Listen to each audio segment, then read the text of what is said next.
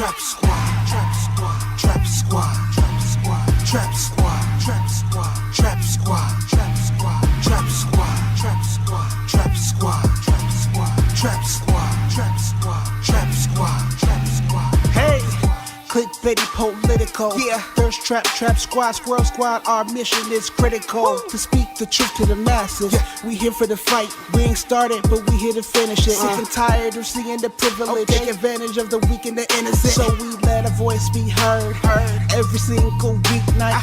Unapologetic, black people, despite this white supremacist system that we live through on a daily. We still throwing up those acorns cause we represent clickbaity. Trap Squad, Trap Squad, Trap Squad, let me hear ya. Trap Squad, Trap Squad, throw those squirrels up if you with it. Trap Squad, Trap Squad, yeah I see you, yeah I see you. Trap Squad, Trap Squad, Trap Squad, ThirstTrap, Trap Squad, Trap Squad, Trap Squad, let me hear ya. Trap Squad, Trap Squad, throw those squirrels up if you with it. Trap Squad, Trap Squad, yeah I see you, yeah I see you. Trap Squad, Trap Squad, Trap Squad, ThirstTrap, Trap Squad, Trap Squad. Say what? Bitch, I done tried a 9 to 5, niggas say what? Bitch, I was born black, can't no watch compare to that. I done seen a lot of niggas put their lives cause of that, and that's a born fact. Cause I'm black, I'm supposed to lay down and take the shit you giving me. Well, bitch, I ain't gon' stay down. My hands up, screaming, don't shoot. Because I'm bloody pigs, they be quick to let it loose. We gotta come together, take a stand now, get this man out the White House. We done playing around.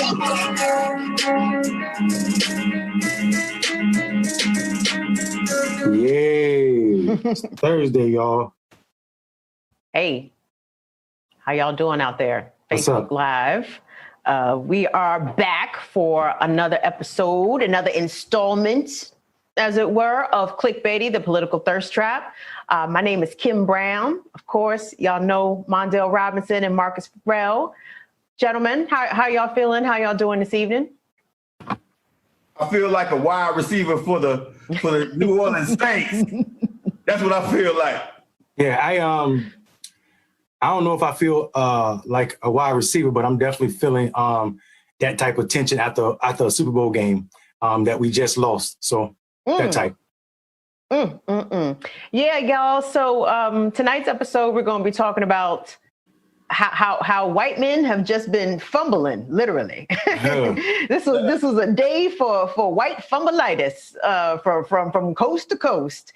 And Mondale, let me ask you a question because I'm curious if for the people that are watching, like if they have questions for us, can we field questions or maybe? Yeah.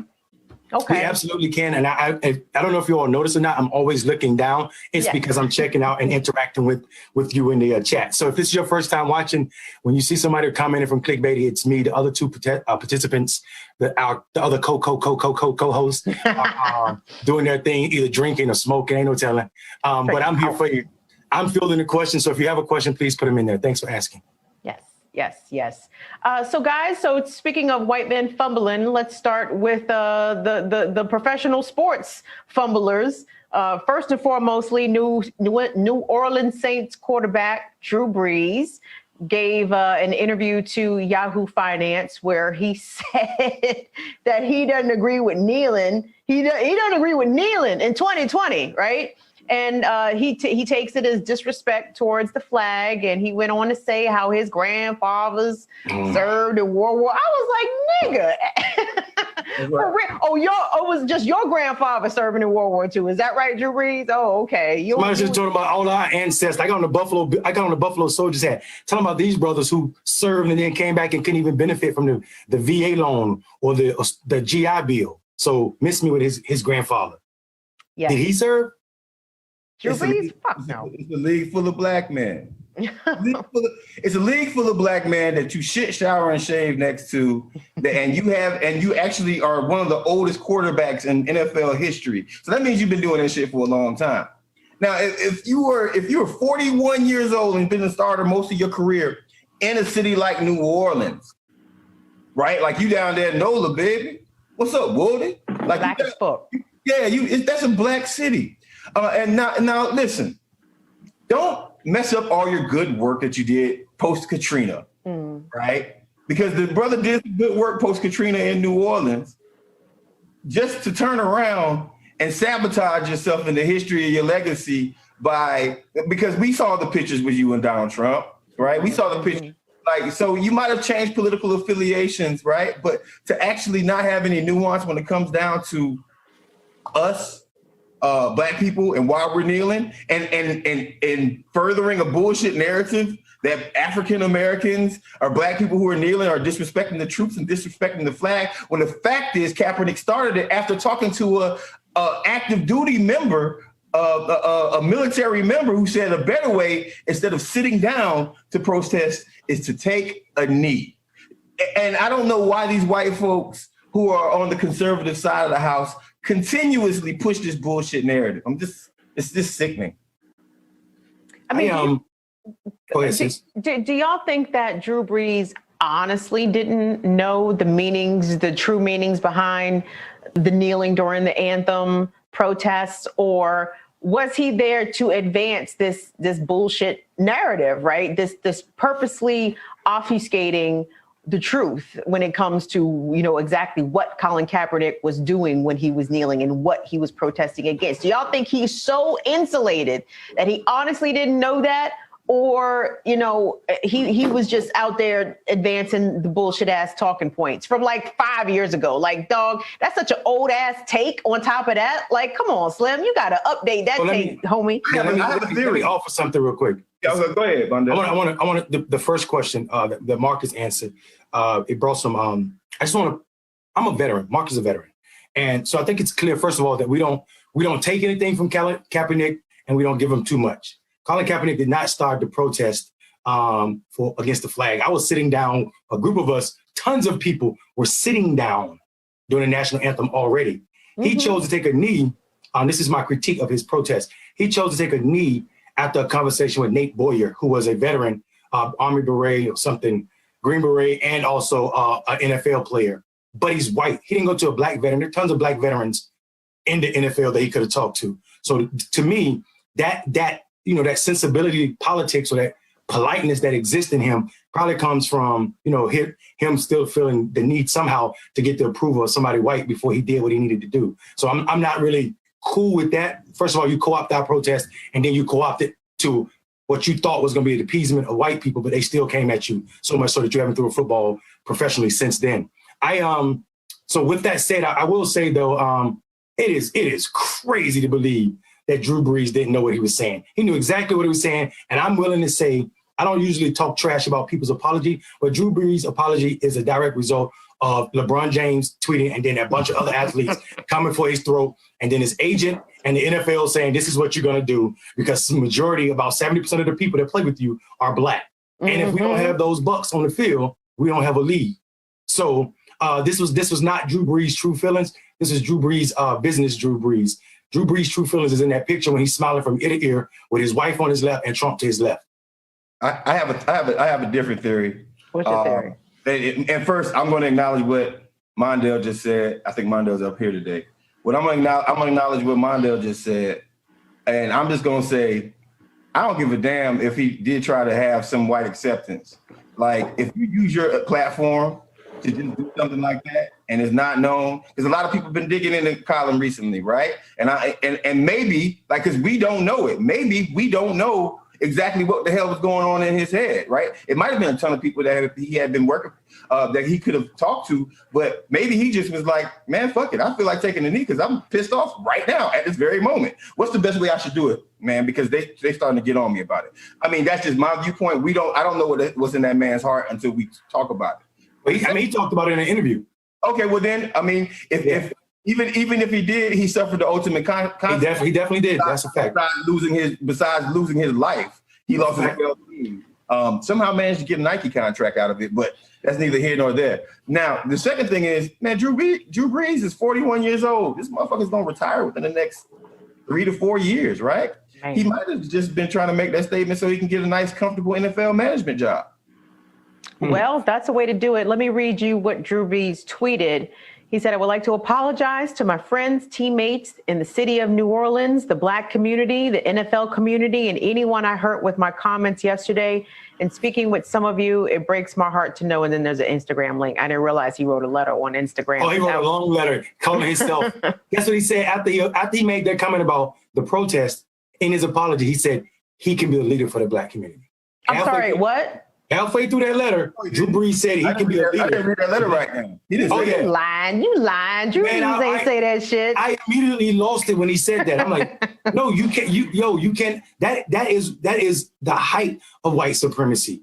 The idea that you believe that you can be a leader in the Black community for Black people. He actually didn't even say Black people. He said for Blacks movement or something like that. And I'm like, sit all the way down before I lose it. My head was about to explode with famous people yesterday and the day before. All of the shenanigans. You saw it. She just read it. Read it to the listeners. Okay. He said, I stand with the Black community in the fight against systemic racial injustice and police brutality and support the creation of real policy changes that will make a difference. I condemn the years of oppression. Nigga, who wrote this for you, dog? Y'all know you ain't write this shit, Greg. The NFL wrote it. His lineman wrote it. I condemn Jay-Z crew wrote it for him. Right. He probably got Jay-Z in them right there. Jay-Z said, we got you, bro. Rock Nation. Don't worry about it. We got this apology on deck. Here we go. I recognize that I am part of the solution and can be a leader for the Black community in this movement. There it is. Yeah. You go for not understanding why we taking the knee. In one day, you can be a leader in the Black community. In one day. Did you see what just happened? Drew Brees just John Ossoff us in one day. Dog. The whole spectrum of John Ossoff. In one day, bro. He literally went from the racist position to the leadership position. Man, one thing white men do not lack, and that is audacity, bro. These motherfuckers will always have the audacity to put their shit right in the middle of our shit. Wow. Well, nothing's going to happen to Drew Brees. Y'all know this. Of course not. Drew Brees is going to be heralded and, revered. Get a Fox position. Waiting for him, Slim. They probably already got the contract ready for him. Drew, as soon as you're ready, and come on right in here in this booth. So Drew Brees, not the only white man, white manning, and not even the only white man in the NFL white manning. Buffalo, New York. What's up with your rookie quarterback, Jake Fromm? Marcus, bring us up to speed on what Jake from State Farm had to say. They said, khakis. I believe somewhere around the course of he wanted a specific upgrade to his weapon, and he hoped that they would raise the price so only elite white people could buy it. Nigga. Dog, if I'm an unelite white person, if I'm in the trailer park, I'm saying fuck Jake Fromm. Right but here's the problem though. Here's the problem. Here's what y'all are missing though. That to people in the trailer park, that translates to them too, because they can afford the guns. So they automatically assume that they're elite as well. And I'm telling you, if you don't believe me, let me show you how far trailer park would swing. Donald Trump won over every trailer park in this country probably when he ran against Hillary Clinton. So I'm telling you, to be a poor white person living in a trailer park and voting for Trump is the epitome of what Fromm just said. It is that statement. It is how Bacon Rebellion was put to sleep, right? Bacon Rebellion was poor white people and black people coming together against the elite to say, no, y'all will not keep us in indentured servitude forever. No, y'all won't do this. And what did the elite do? They gave them a Second Amendment, say you can own guns, but black people can't. You can't be an indentured servant for life. You can get married, black people can't. So all of this came out of whiteness. And Fromm's statement doesn't sound too far-fetched. It's what they believe. White is elite to them. White is an elite social class. Can I tell you? Go ahead, Marcus. Real quick, I'm gonna do a radio plug real quick. If you're just joining us right now, welcome to the white man edition of Clickbaity Political ThirstTrap. We are talking about problematic white men, and we could probably do this since before the formation. Matter of fact, probably since the ancient times there's been problematic white men. But today they just really were showing their ass. So I just wanted to bring that up, and also please like and share. I say that right now. Please share what we're doing. I'm sorry, I'm kicking it back to you, Kim. No, I'm looking at the screenshot. So apparently, like, Jake didn't give an interview and say this. Like, he said this in the course of a text conversation. So someone screenshotted his text and right. Leaked it. I mean, that's what they all tell the truth at home from the comfort of their beds. That's what they all say, nigga at. Why you got such bad white male friends from? Thank you. Right? What part of the? No, let me tell you something. That's one of my Gen X, kind of sticking points. Like, oh man, I don't like that shit. Like, I mean, don't get me wrong. We pull the hoods off Klansmen. I'm all in favor of that, but I don't like it when Bama's be leaking private conversations. Like, it's a private conversation. Like, do you know how many racial slurs I use in the course of private conversations with people that I know and trust? So when I see this, I'm like, yeah, okay, because he's racist. All right, I'm all right with it. But just on principle, nah, Joe, nah. Because he didn't mean for that to be broadcast. You know what I mean? Unless we automatically assume it's a white person that he was talking to. True. Yeah, I mean, they could have been comfortable with somebody that's an Asian or a brown person, or a black maybe guy. He was a black person. That's right. Agreed. So I mean, for me, I definitely get the idea of having private conversations, and that's the purpose of text messages coming to your phone and not to your Facebook page, or your DMs. But I will say I don't know who that conversation was with. Like, did that person have a person of color that they were married to, or had they warned him before to stop? And it's just a continuation of him, his arrogance, his whiteness. I don't know.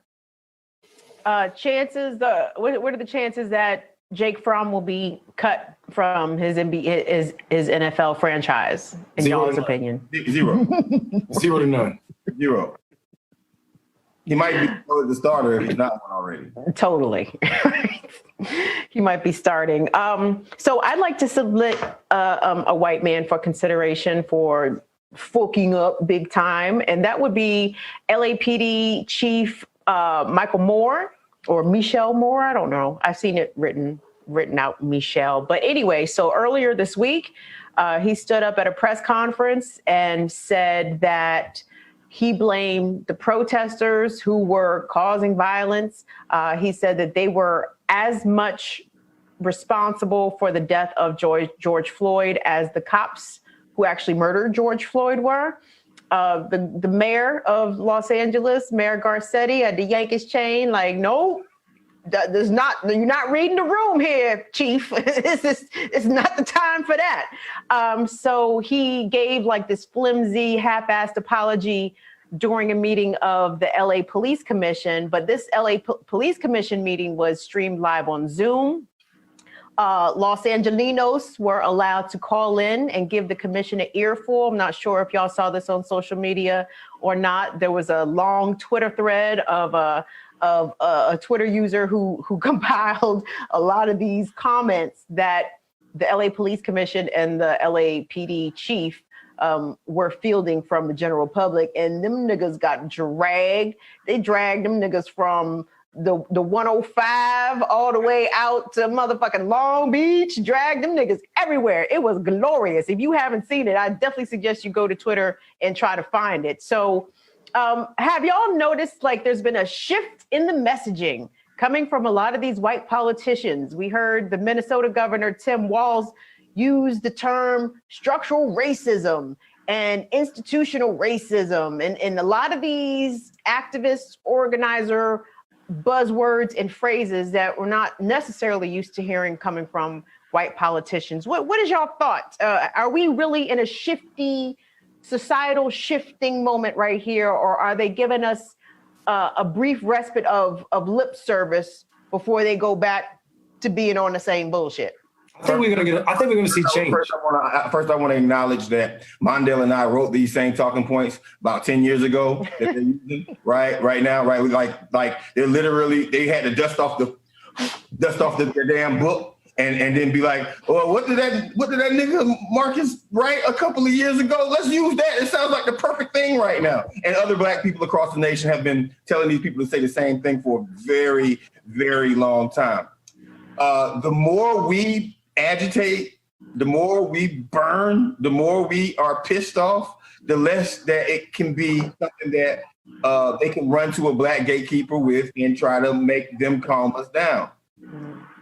So that answer is in how resilient we are with our fight. If we're resilient with our fight and we keep going and we don't allow it to be co-opted by Starbucks or by some neoliberal thought think tank or something like that, then it can't be. It has to be more than lip service. I mean, Mayor Garcetti might have said something to the damn police chief, but he also only slashed the $3 billion budget that what is LA Police Department, like what, $10 million, $100 million, whatever it was. It was like $100 million. Yeah, it was a small bit when he should have slashed it in half and maybe even slashed it and put all of that money into the black community. But that's not what he did. He paid us lip service. And if we have to burn or protest or shut your traffic down for you to finally say, yeah, well, you know what? Y'all don't have to have the HD high digitalized tank and helicopter that's, sending out drones all over the place just so you can watch a couple of brothers smoke weed in the corner. Then, yeah, I don't have to spend $2 million on that. Like maybe I could spend $2 million on getting those brothers educated or helping those brothers find a job or creating some jobs of my own. Have you ever rode in LA? You know how bad the traffic is? They need a whole ass new infrastructure. I can see $100 million helping that shit out. So here's what I would say. I believe we are in a shift, and this is the straw, the proverbial straw, and the reason I say that is because I'm reminded of when the first Bloody Sunday happened, it was about 23 people that got beat on that bridge, and America was not awed or moved to do anything. However, the following Sunday or 2 Sundays later, right, we saw a lot of people come down, including King and all of them, and they went to march across that bridge. And when they got beat and it was on national TV, it made a difference. Well, I should say the first Bloody Sunday when they got beat, they made a huge difference. And people watching it on TV, I think, did something to the conscience of this country. I don't know if it was because of white guilt. All I know is we saw significant change because of that. And what I will say about that is I think we're at the same space right now. You can't deny what happened. You can't wait for the whole story to come out on this killing. It already came out, 8 minutes and 46 seconds of it. Beyond that, I mean, some of the changes are already happening. We saw the Minnesota, Minneapolis School District already killed all their contracts with the police department, right? Hey, Mondale, I got a question for you. Do you think that would have happened unless we were wilding out in these streets? That's what I'm saying. Protesters, listen, people that have a problem with protests don't understand anything about history. Like protest is what it is. Like don't forget, it was Arab Summer that got rid of the president in Egypt. It wasn't conversations. Arab Spring, my G. I'm sorry, spring, wrong season. Arab Spring, they got rid of. It was hot though. Mubarak. Yeah, yes. So I mean, people that don't know about protests or people that have a problem with protests are people who are living comfortable. And I also want to say something about everybody everybody keeps saying, oh, these activists just want to put their name on stuff. They just show up when things are going wrong. To me, all that's doing when you say something like that, it's telling the truth on who you are and how you show up in the world. Because what you're really saying is you only come when things are bad. Because other people are doing this 7 days a week. This is our lives. People, I don't look 60 for no mistake. It's because I deal with this shit every day. Right? I mean, I'm out here every day in the street. So I'm telling us right now, like, stop saying that there are no black activists or people only want to show up. There are tons of us who die without recognition doing this work. And the problem is we're not connected because the media is not talking about it. And by we, I mean our community. So when I hear that, I'm always floored that people believe that activists only show up when things are going bad. No, you and your cameras only show up looking for a photo of you with a mask on or you getting tear gas. The other part of us are advocating on a daily basis. We're protesting usually with smaller groups, or we're making signs by ourselves in our kitchen, and we're still fighting for policy change on a daily basis. Hold on. What coon ass nigga say that the activists only show up for cameras or show up for attention? Who the fuck said that? Oh, it's a common thread right now. I mean, like people. I mean, like we also got to know, like people said about it's as old as people's hate for Al Sharpton, right? People's hate for Al Sharpton about him being a poverty opportunist. Yes, and I'm like, y'all are using white people's talking point about Al Sharpton, and I got my problems with Al Sharpton, but that came from Governor Cuomo, not the one you got right now, but the one before him, right? Like so like y'all. That's just when he was protesting the Jewish community for the brother who was killed, the teenager who was killed in broad daylight. And Al Sharpton went there 100 days in a row protesting that community by himself sometimes or with 100 people or hundreds of people. But he went there every day and they started making trouble for him. They started doing it like auditing his taxes, New York State audit his taxes every year. And they would advertise it.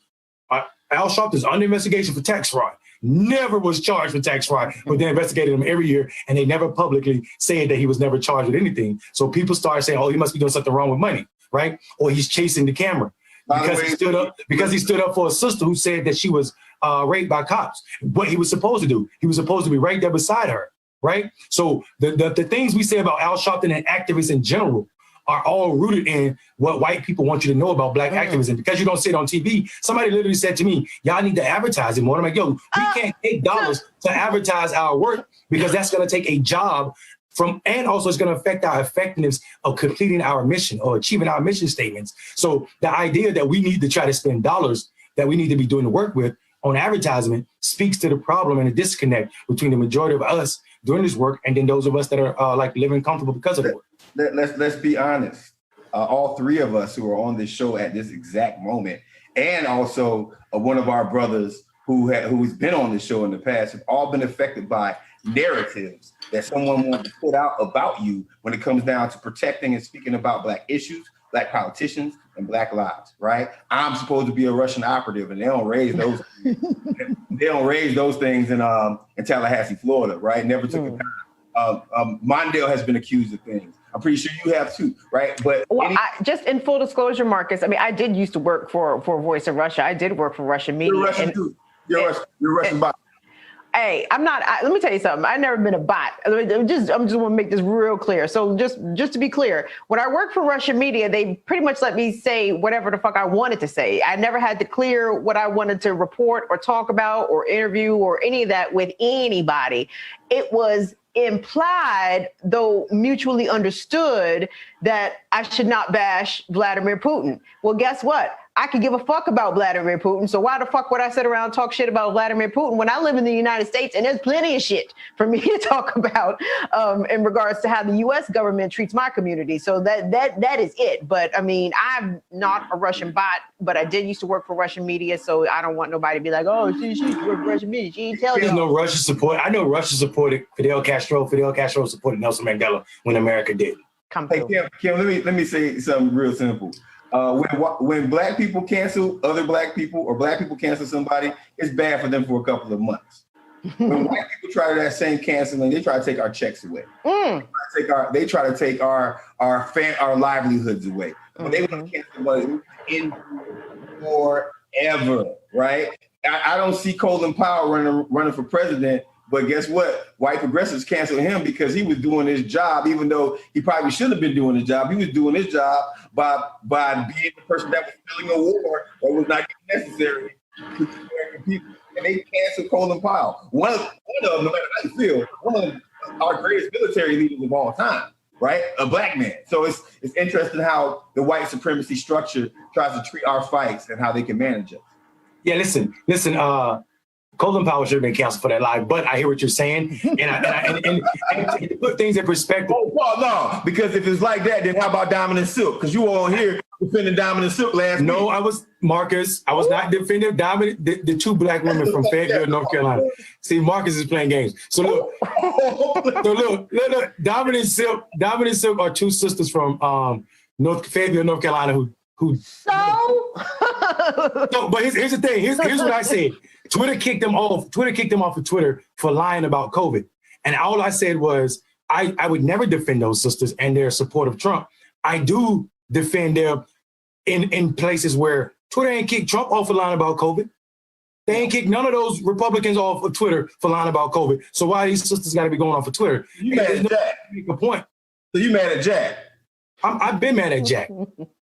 Yes. I've been mad at Jack. And I'm just trying to hold you accountable, my brother. I know you do it to me. I appreciate that. I appreciate that. And I will always repeat what I always say. You know what I'm saying? Like, I still believe those sisters should be on Twitter. If they're gonna kick people off, there's no way they should be off of Twitter with all of the lies that Trump have told on Twitter. Like, Trump is a straight up bot the way he posts. Like, the shit he said is no factual standings for more than half of the tweets that Trump put out. Yet he still has one of the largest following on Twitter, and they're not trying to censor him at all. Speaking of Trump, well, we could talk about Trump too, but I wanted to get y'all's take on President Obama's little town hall. Did y'all watch that streamed or live on Twitter? I had to cut my toenails. Marcus,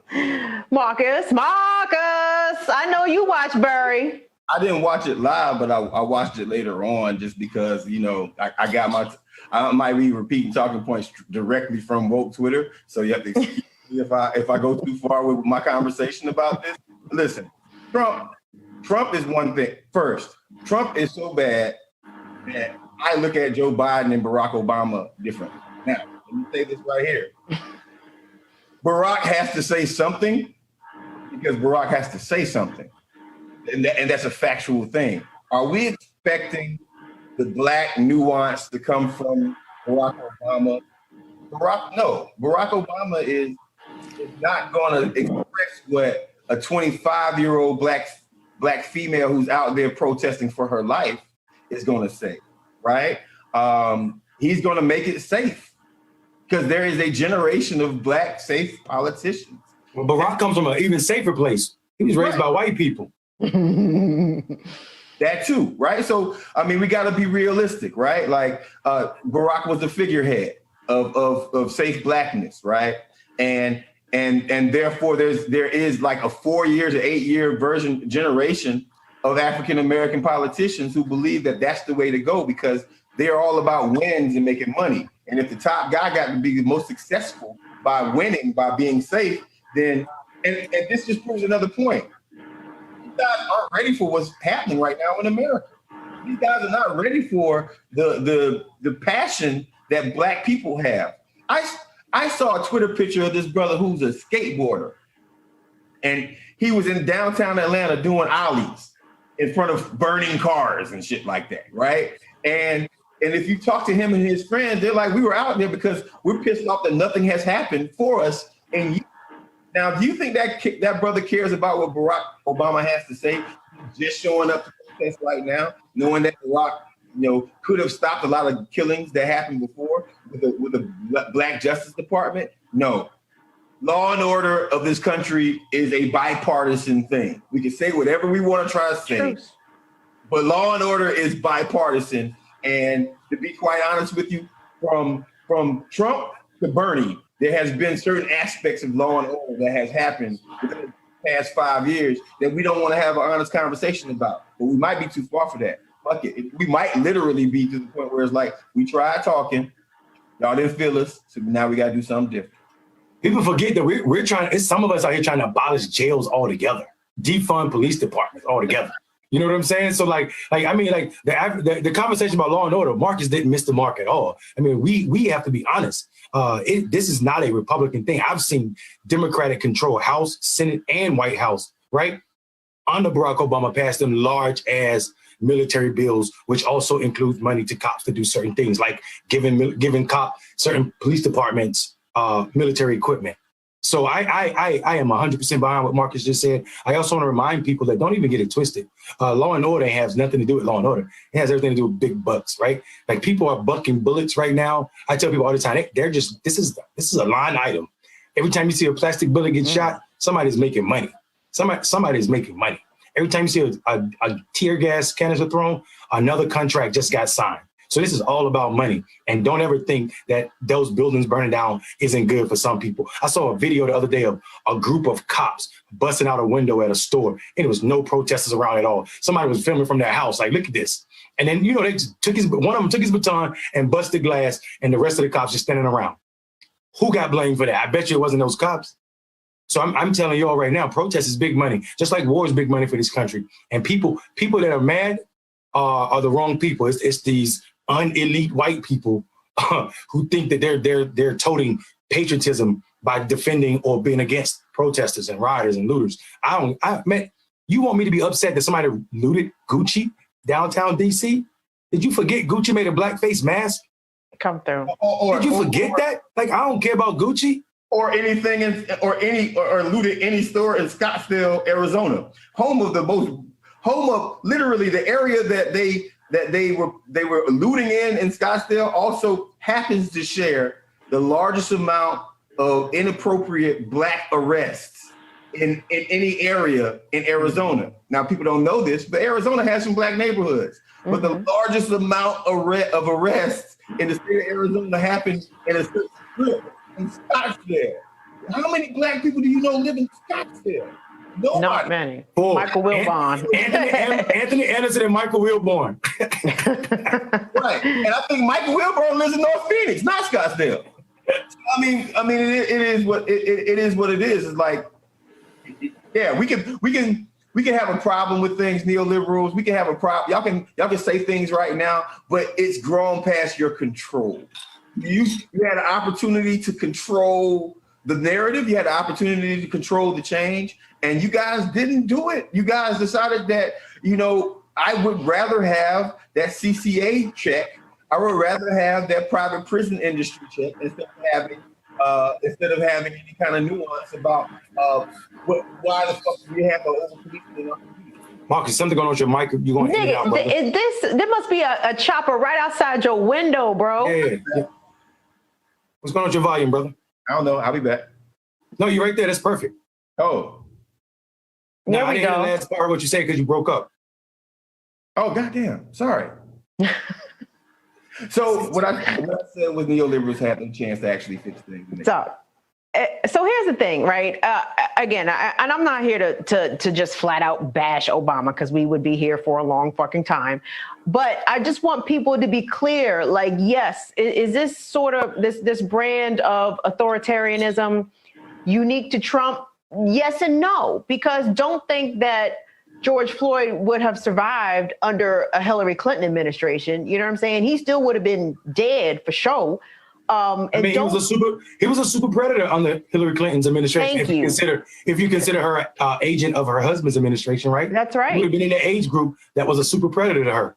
Absolutely. And don't think for a second that Hillary Clinton would not, or Joe Biden for that matter, would not have called out the National Guard on protests, on these exact same protests. I mean, we saw that during the Obama administration with the Occupy Wall Street, he did call in the National Guard to clear that protest, that encampment space up there in New York. And a lot of similar shit happened under Barack Obama.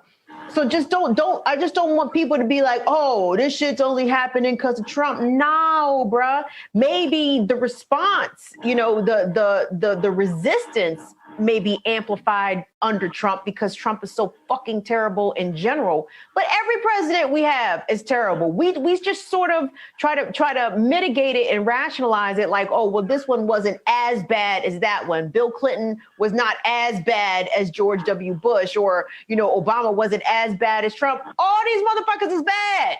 Okay? Yeah. So listen, it's bad. It's a bad day when I'm on Twitter laughing at Ann Coulter, right? Ann Coulter coming at Donald Trump this week was all the business for me. Like, I can't wait to this little fake relationship that Trump has with the conservatives start to eat itself. And I think it's on its way because Ann Coulter went in on him this weekend. What did she say?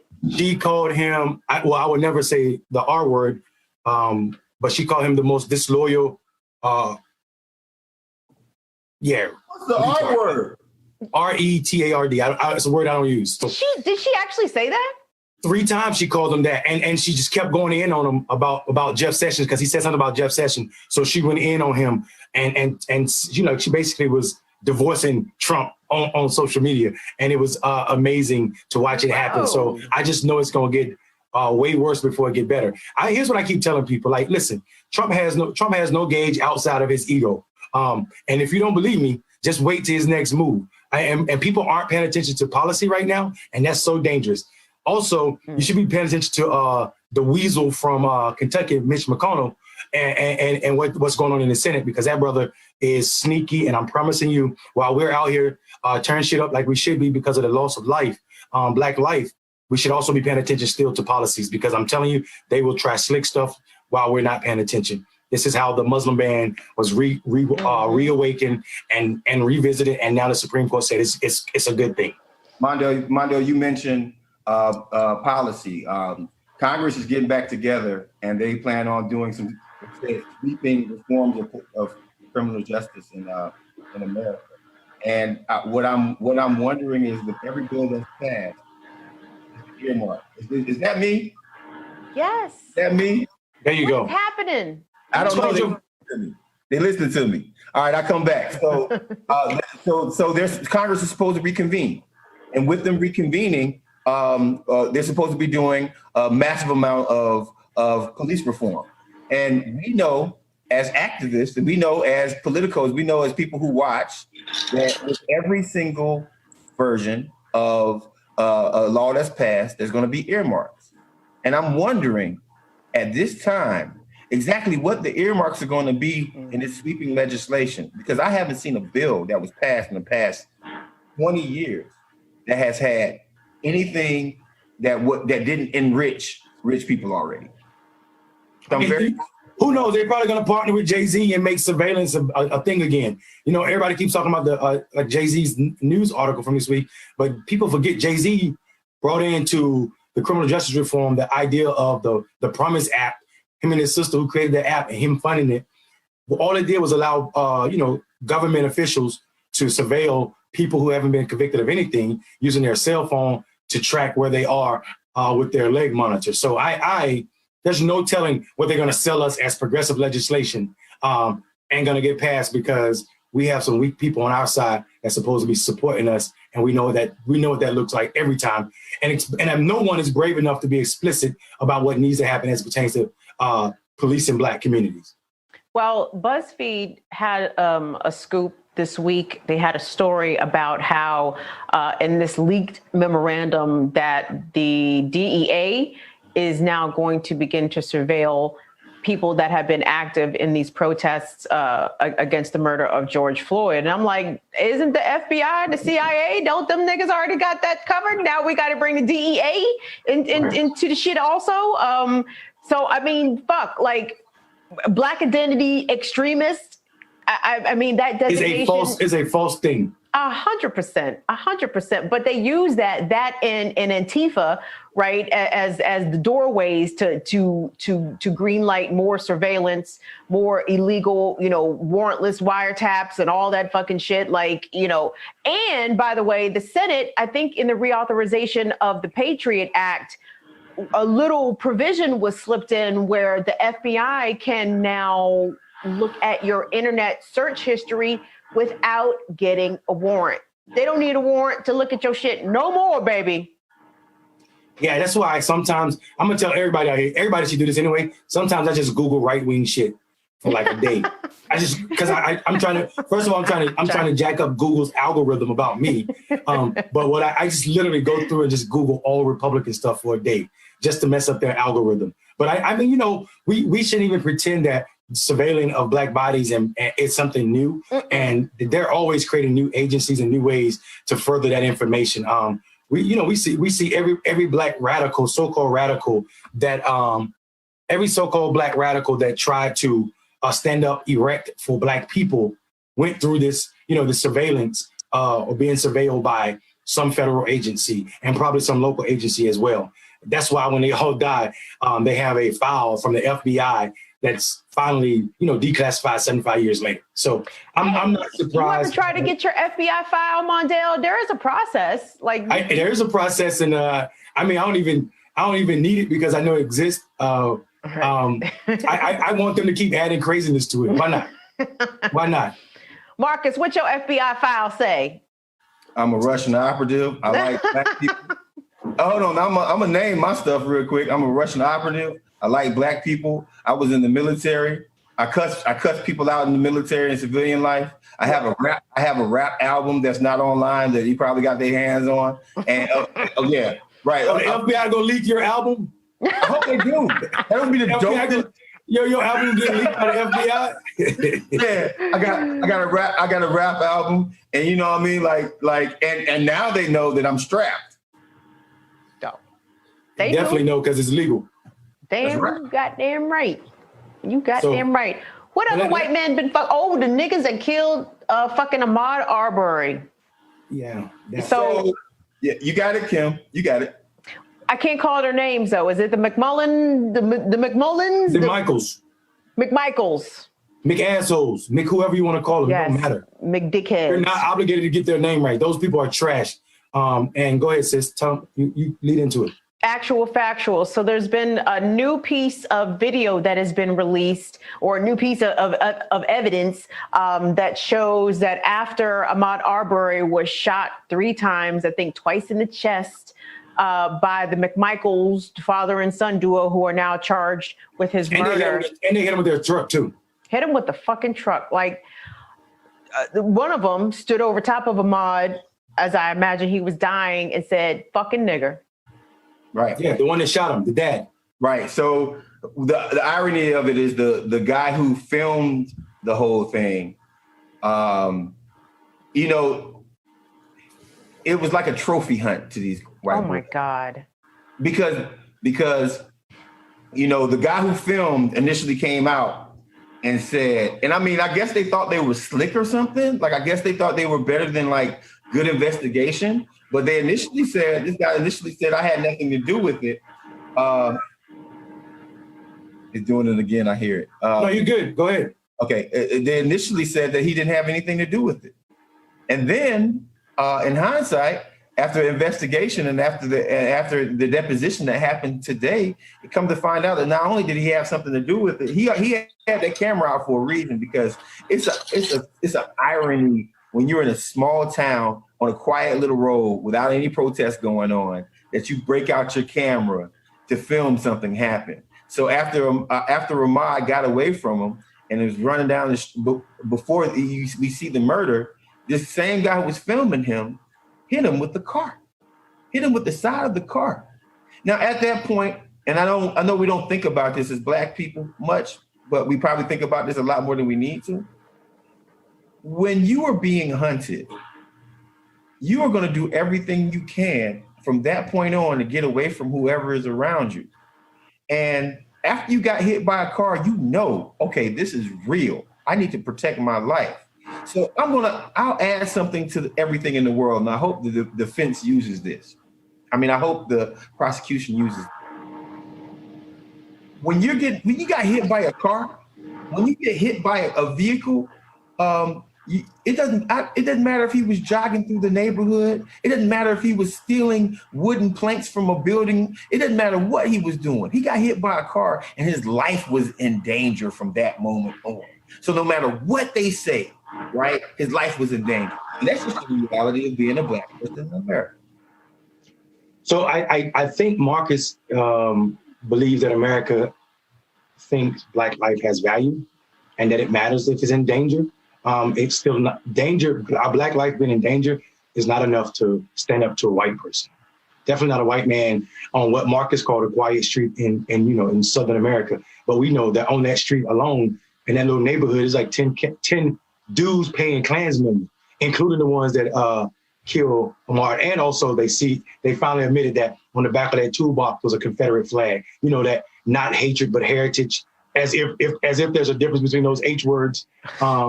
At all, because I tell people all the time, like there are plenty of Germans whose heritage is the Nazis, and they don't claim it, they don't rep it. So we know what happened.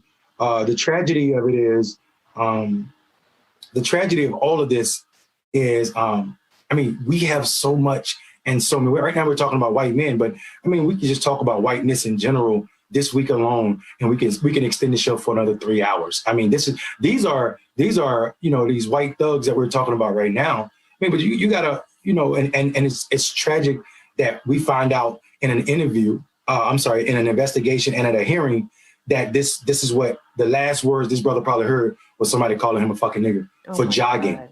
For jogging at 1:30 in the afternoon in his hometown. So the tragedy, that's part of the tragedy. The second part of it is, you know, I hear people saying all the time,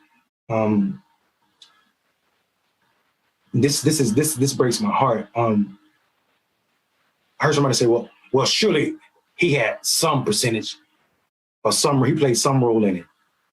And to me, Ahmaud Arbery? Yeah. Who the fuck said that?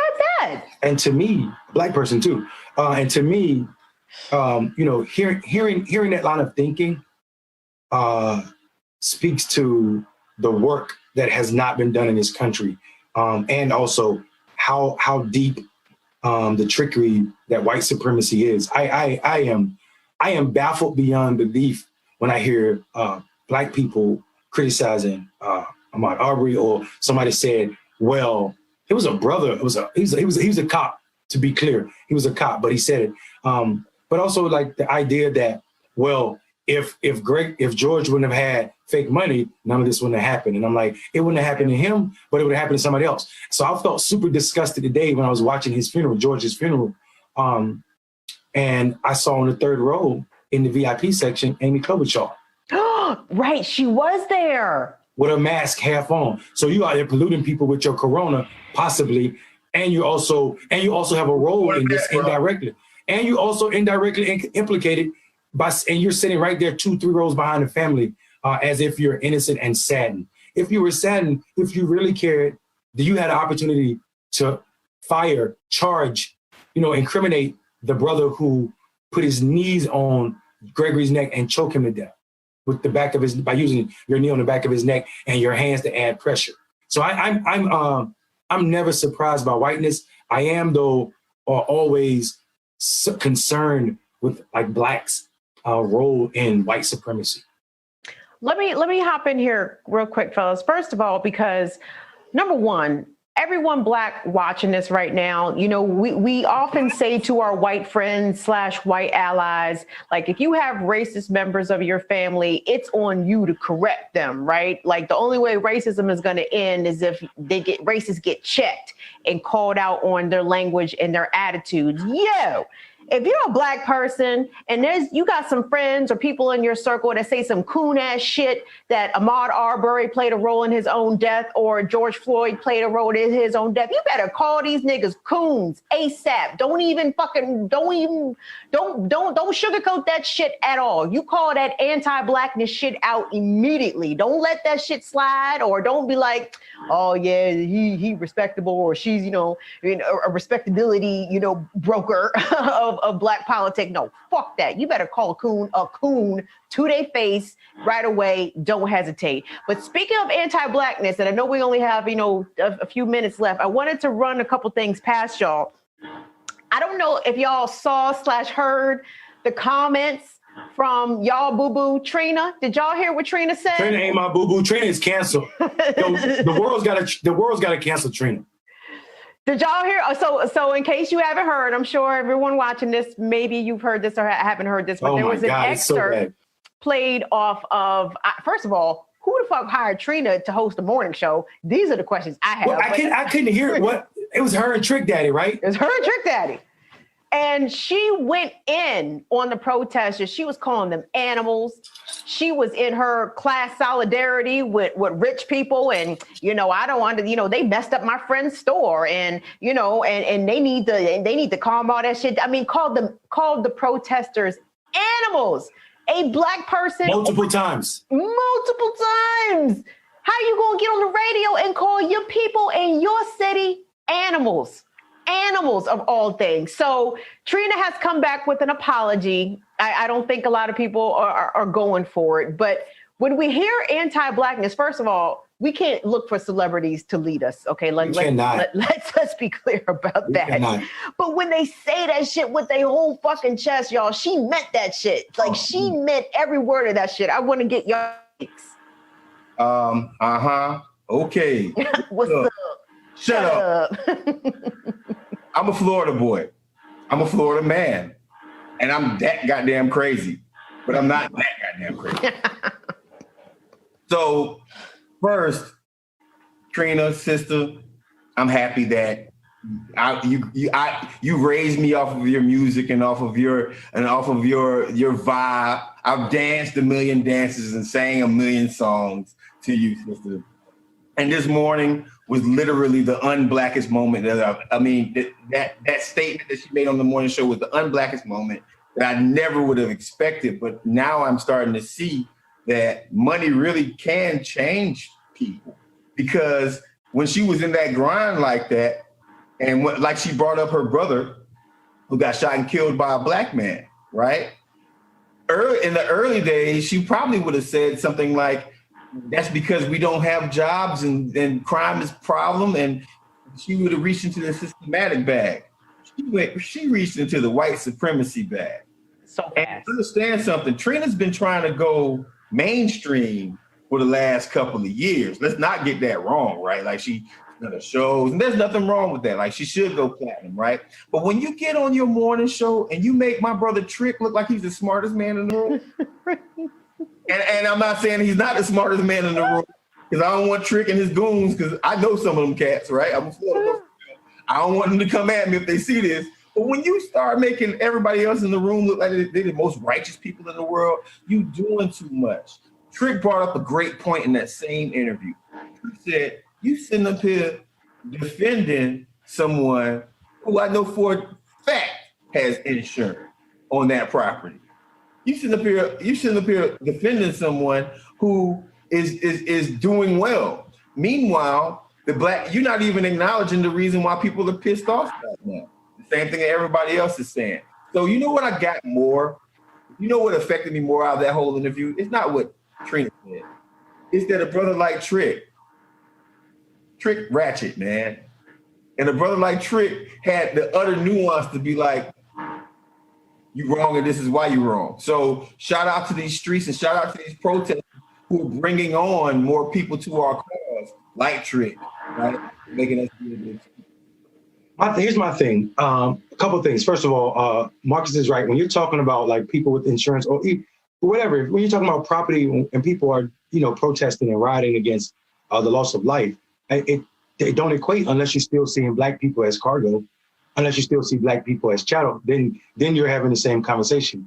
And I hope that's not Trina's mindset, but her actions, and not just this one, may be just that. I mean, don't forget, Trina got checked by her own family for trying to say that she wasn't black. She was Latino. I don't know if y'all remember that. Trina tried to not be black a while back. So she got checked on that already. So that's one thing.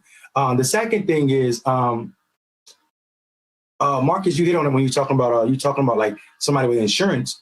I don't really care, man. Like the more conversations we have about what's been taken or what's being lost, it's a conversation we're not having about why it was taken and why it's lost.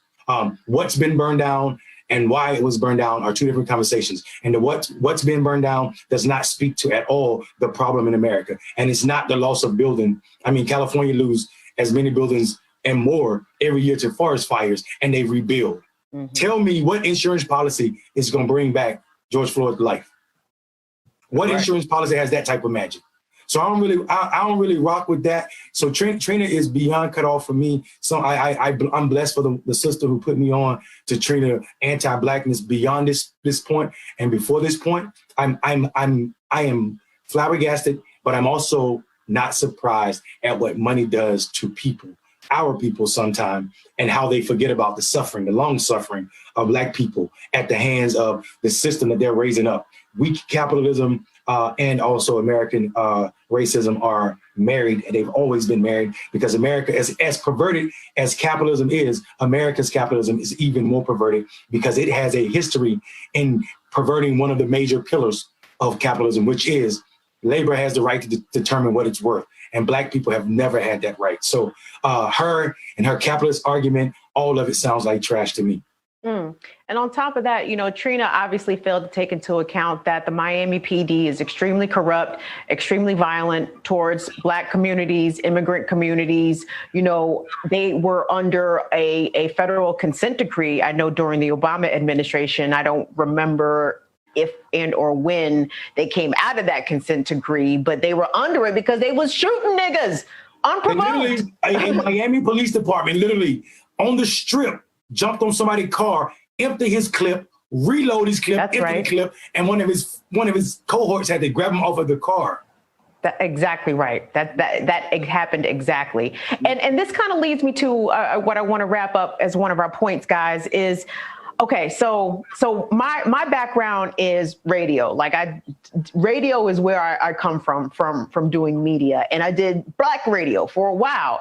And when I listen to urban radio now, and I hear the kind of voices that they have sort of trying to, explain this moment and other moments that we've had recently that have directly impacted the Black community, I am very sad and disappointed. I feel so bad for the people of Miami who had to sit there and listen to Trina spew all that bullshit.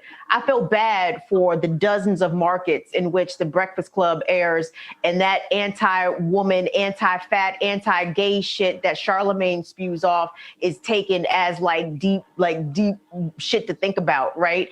And the way in which Black media, especially, the way that they have run out the critical thinkers and the critical voices and left behind these people who are just willing to propagate white supremacy in the interest of getting a check. You know what I mean? I feel bad for these kids who have grown up under this type of influence. You know what I mean? Like Petey Green came from DC and Kathy Hughes, when she first started out, used to talk that shit, dog. She used to talk that radical shit. She done gave up on that shit. And I know y'all live in markets where I think Radio 1 exists. And guess what? If you want to have a political talk show on one of Kathy Hughes' radio stations, you gotta pay for your airtime. She not trying to pay political voices and Black leadership voices, to give them a platform. They have to pay her to get on the airways. But meanwhile, a motherfucker like Trina or Charlemagne or another disconnected D-list Black celebrity gets to spew off whatever the fuck and dumb us down collectively. What are your thoughts? Maybe y'all disagree with me. Maybe y'all think that these are facts. I don't know. Here's the thing. I just like hearing Black people talk. Even if I not if they talking stupid though, bro. Follow what I'm saying to you, sis. Because I'm not about to defend Charlemagne's crazy ass comments, and I'm not going to defend what Trina said. But my thing is this right here: the amount of venues and the amount of gatekeepers. There's more gatekeepers and realistically, there's more Black gatekeepers. And for people who are watching this show, what I mean by gatekeepers is there are Black people who make sure that white supremacy reigns supreme at all times. So there are more gatekeepers than there are actually voices, because they've weeded us out and they've beaten us down. And Kim, you're not on radio right now. Mondale, you're not on radio right now. Marcus is not on radio right now. And we have to temper our voices. I mean, we all have friends that are in mainstream media. And I'm not giving them an excuse, because as soon as you say something free thinking, they Jamel Hill you. What was Jamel? Roland Martin. What was Jamel's partner name on First Take? I'm not Michael Smith. Michael Smith you, right? As soon as you say anything that defends your people. So, and the first time that you do it, they get rid of you, right? So what typically happens is people get elevated, and there's people like this that want to pay to have your political voice. The only thing that I know is that more people need to listen to independent media, because the Black independent media is the realest thing that we could possibly get. And Black independent media is also the thing that they try to take down the most. So with that being said, make sure you like, share, and fuck with Clickbaity Political ThirstTrap. Indeed. Y'all, we're coming up on our 20th episode, and it means a whole lot that you all are tuned in. We've interacted with more than 60,000 people since we started this a little over a couple months ago. And we are not sponsored by any corporate dollars. This is just Negroes spreading the word like the Underground Railroad. If you like what we're saying, just like Marcus said, please like and share Clickbaity Political ThirstTrap to all of your networks. Marcus, beyond Clickbaity, Kim, beyond Clickbaity, tell people how they can follow you all on social media.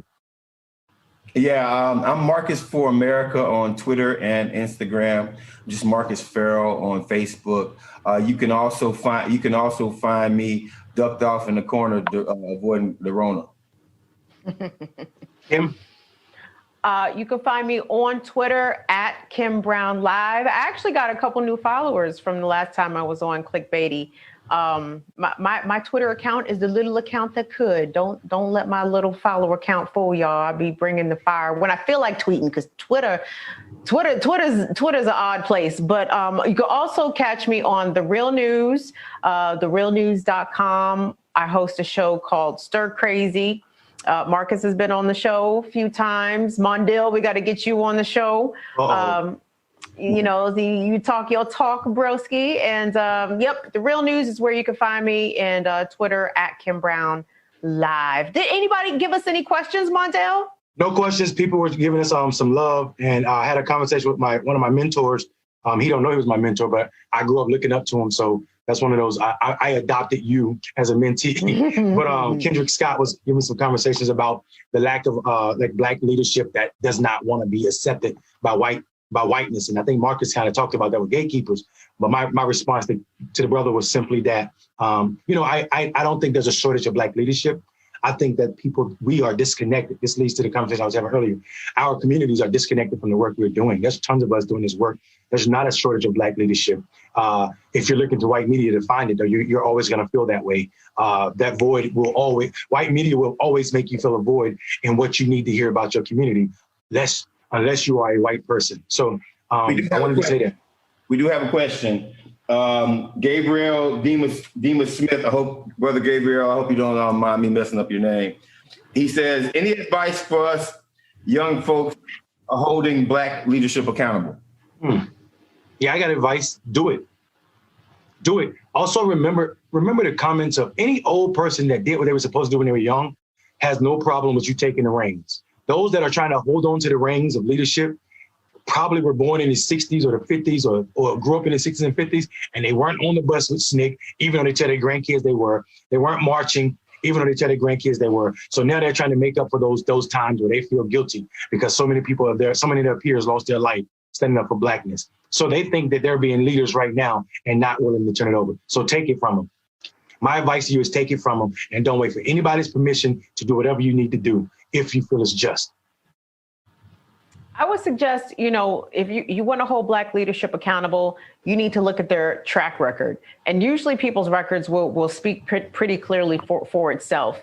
And, you know, sometimes we have a dislike of people's personality, or there could be some jealousy in the size of their platform or anything like that. And listen, there are people that are masquerading as being advocates for Blackness and our progress, but they're not really.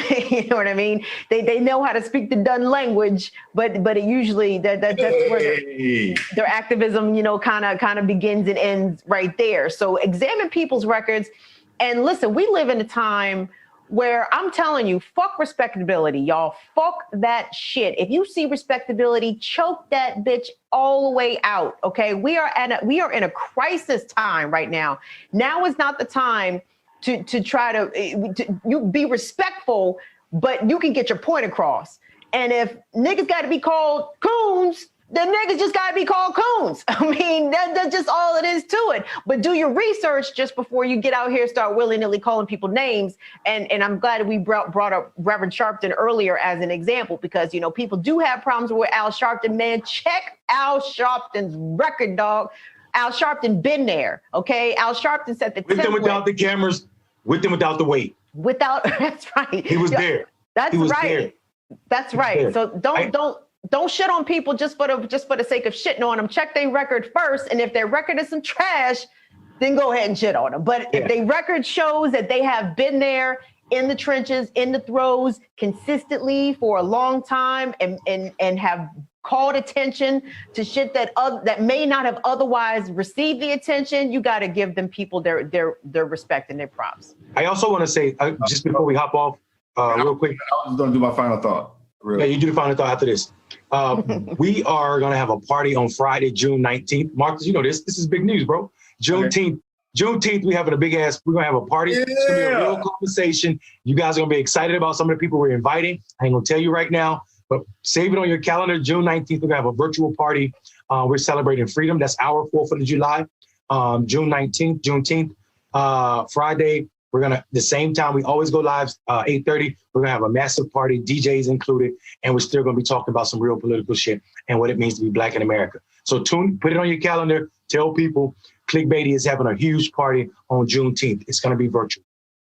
Thanks, Mondale. And I'm going to end this with my final thought.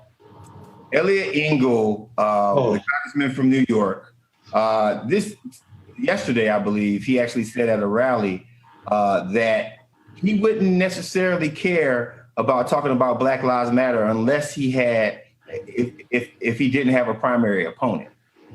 Meaning clear for Marcus, because they need to hear this. Yeah. Tell them who Elliot Engel is first of all. Well, no, he's the chair of what? He's the chair of. He's a minority leader of. Which party does he belong to? He's a Democrat. Elliot Engel is a Democrat, and he's also one of the most powerful men in D.C. because he is the chair of what committee, Mondale? You remember? I don't know. I don't care either. I just know that he's a powerful New York in the most liberal 18th district. He's in the 18th district in New York, y'all. Where is that? What does that represent? Bronx. Oh, he's a New York City representative. Yeah. I mean, but he's a congressman, but his district is New York City. Ooh, shit. Yeah. He's in the United States Congress. And in the 18th district. He's being challenged by a Black man named Jamal Bowman for disclosure. Before you go too far with that, I'm going to finish my final thought because I think I need to say this. Go ahead. The Congressional Black Caucus PAC, an organization that has actually helped me out in the past, say it. Decided that they wanted to endorse him over the African-American man that's running against him. And I wish I had his name. Jamal Bowman. John Bowman. That's right. Bowman, yeah. He didn't. So they didn't endorse him. And it leads me to start understanding that we need to have more conversations about one thing, and that is the past that we've given people. The Griot came out with an article a couple of weeks ago about Black liberals. Liberals, your time is up, right? I want everybody to go and check that out. But more importantly, what I want to say is this moment is not for neoliberals.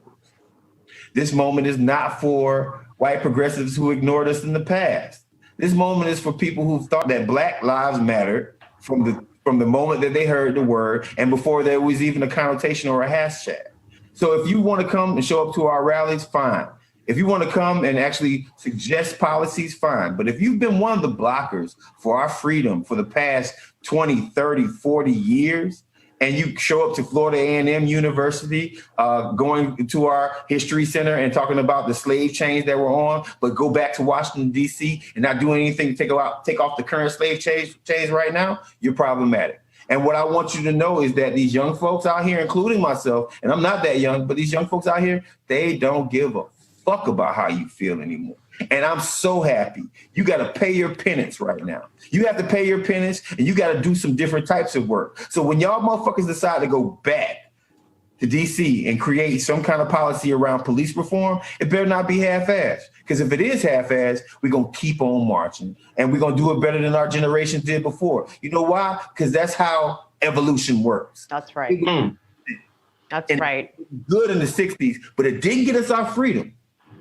But right now, they've learned their mistakes. And they know that there was gatekeepers in the 60s who hated Martin Luther King, who hated Malcolm X, and basically partailed the movement to themselves. We're not having it. This generation is not having it. You can heed my warning right now. This ain't over when you roll out your next neoliberal leader. That's right. I mean, we are not interested in equality. We are interested in liberation, and there's a motherfucking difference, okay? And if you niggas is sitting here trying to get equal with white folks, well, then y'all niggas is aiming too low, baby. We trying to get free. Fuck equal. We trying to get free. That's Indeed. All I got to. Indeed. Thank you. So this is thank you for joining our 18th episode of Clickbaity Political Thirst Trap. I will end it tonight. I'm going to take personal preference to end it tonight, because I want to make sure that you guys know that it's been amazing to have Kim. Oh, thank you. On our show, keeping these noogles together. Noogles in line. That's right. You're going to find Mondale, Kim, together for the next couple of weeks. Keep watching us. If you are watching right now and you've been watching the whole episode, make sure you like and share this damn thing. Our technology will be changing soon, folks. We will be going to different venues, expanding our reach in different parts of the world, and we'll expect you to follow us to those. And bringing different people on too. Don't forget that. And bringing different people on also. We have a bunch of surprises, a couple of people who are running for Senate, a couple of people who make really good rap music. I'm about to be running to the bathroom. Y'all need to wrap this up or I'll be right back. And enjoy it. And thank you very much. Y'all have a good one. Thanks for joining Clickbaity Political ThirstTrap. Lil Bladder Kim. Lil Bladder Kim. Honey Bladder Kim. Trap squad, trap squad, trap squad, trap squad, trap squad, trap squad, trap squad, trap squad, trap squad, trap squad, trap squad, trap squad, trap squad, trap squad. Hey, Clickbaity Political, yeah. Thirst Trap, Trap Squad, Squirrel Squad. Our mission is critical to speak the truth to the masses. We here for the fight. We ain't started, but we here to finish it. Sick and tired of seeing the privilege, take advantage of the weak and the innocent. So we let our voice be heard every single weeknight. Unapologetic, black people, despite this white supremacist system that we live through on a daily, we still throwing up those acorns cause we represent Clickbaity. Trap squad, trap squad, trap squad, let me hear ya. Trap squad, trap squad, throw those squirrels up if you with it. Trap squad, trap squad, yeah I see you, yeah I see you. Trap squad, trap squad, trap squad, thirst trap, trap squad, trap squad, trap squad, let me hear ya. Trap squad, trap squad, throw those squirrels up if you with it. Trap squad, yeah I see you.